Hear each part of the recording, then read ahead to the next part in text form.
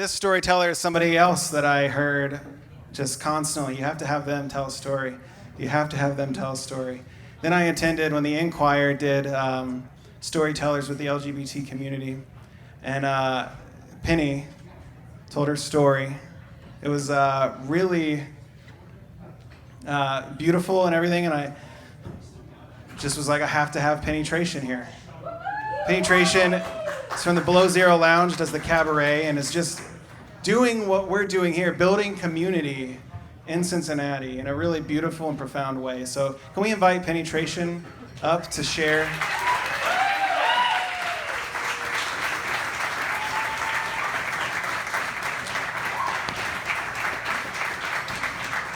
Hello, everybody.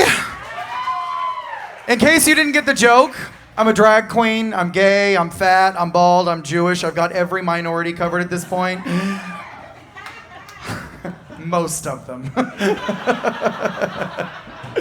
I'm really glad Alex was here. My job every weekend is to make people laugh, and part of what happened 10 days ago isn't funny at all. The world, I think it's the world's highest court, said that love is equal and we all get to participate in it. The Supreme Court said that. And regardless of what you might think about that, it's the law and you have to do it or we're going to take you to jail. That's all there is to it, so fuck off. Now, every weekend, I get to do this thing called doing drag, and it's entertainment. It's not quite what Ebony or Marianne or, even Alex, he's kind of entertaining, right? Even what he does. What we do is we take people who weigh about 300 pounds, we cover them in padding and corsets and high heels, and we make them run around like idiots lip syncing to Jess's music. And it is ridiculous. I call it the lowest form of entertainment. I married an opera singer. I consider that the highest form of entertainment. And so somewhere in between there, I think everyone else is.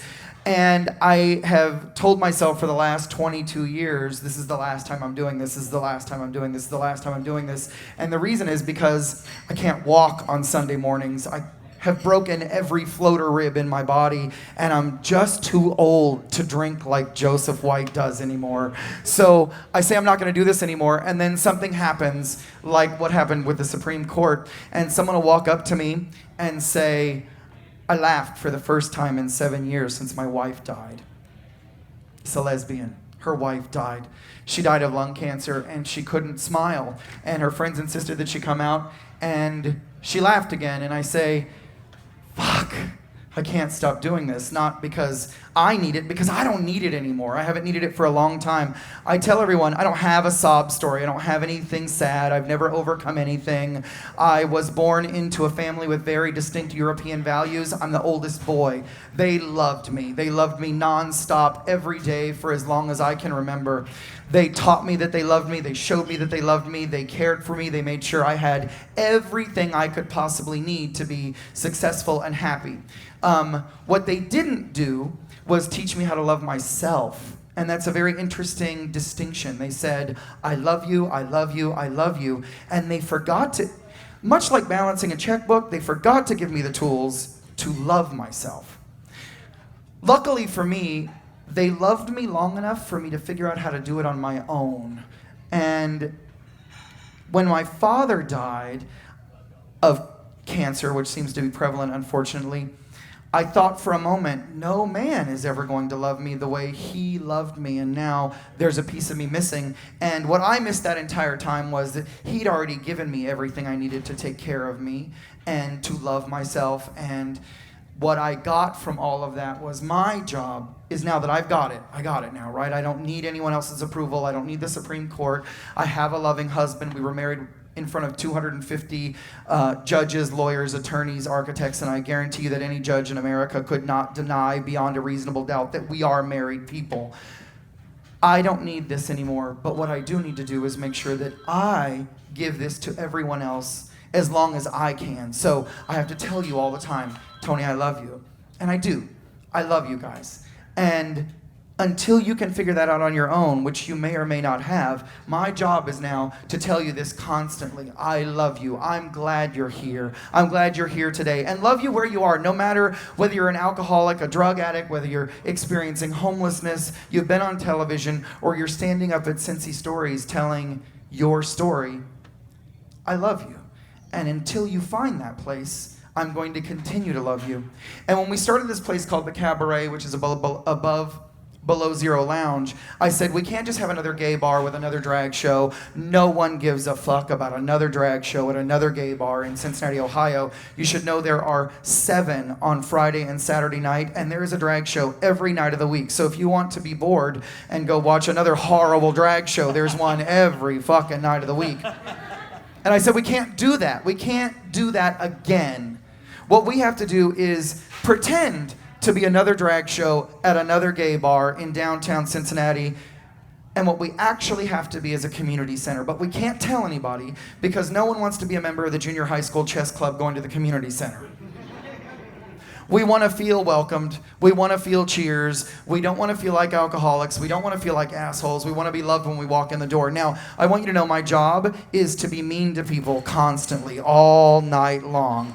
I have to make fun of everything about you. I have to say all the things you're thinking so that at some point at the end of the show, I have to say, look around this room. Gay, straight, bi, trans, black, white, Asian, rich, poor. They're all here. And no matter what Fox News tells you, when you walk out this door, you have to carry that with you. You have to take it out of this room into your community and remember this moment that we are all here. We are all in this together. And if you don't believe that, you're doing something wrong. Do something else. We are all truly living in this community, this little community, this bar, all together. What you did today affects me. And if you fucked up, I'm kicking your ass. And I need you to hold me accountable. If I fuck up, I need you to kick my ass. What happened on Fountain Square, I don't know whose fault it was. Someone needs to kick everyone's ass who was on Fountain Square Saturday night. They were wrong, all of them. And they all bear the responsibility of it, just like everything that happens every single day. The weakest link in the chain is as strong as the chain is ever going to be. And if we're ever going to get out of this, we have to make sure to hold up the folks who are weak, to bring down the folks who are too powerful and say, we are all together in this. You can't fuck around. We are all together.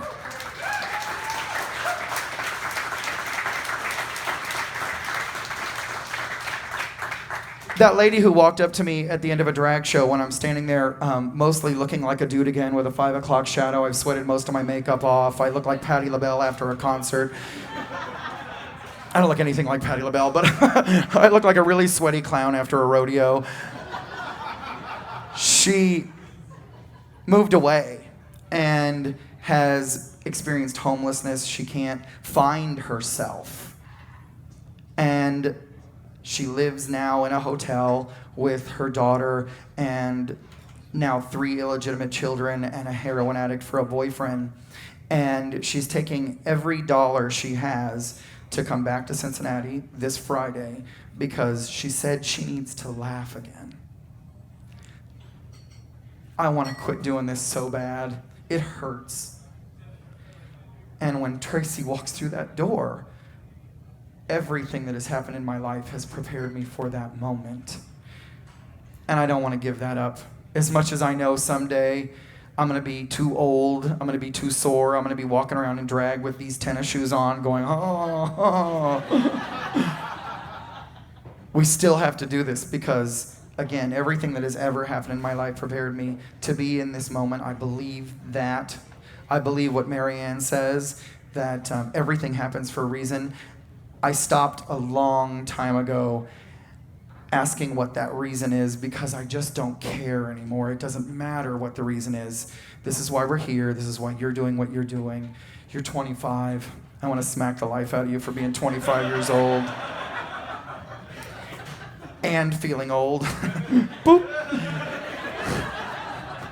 You think that car accident was something? So just know and know it. And you know, I watch too much Oprah. Sorry, Cody. I watch too much Oprah. I listen to too much Deepak Chopra, and I listen to them say, speak your truth, know your story, la, la. And I just want to say, fuck off. Just be a good human being. Just be good. Try not to be bad. And when you are bad, it's okay. We're all going to fuck up. Learn. Don't do it again. And if we all try and do that more often, it all works out a lot better. And at night, my name is Penny Tration. During the day, my name is Cody. The Supreme Court just said that my marriage is legal, and that's my husband, Will Reed, back there.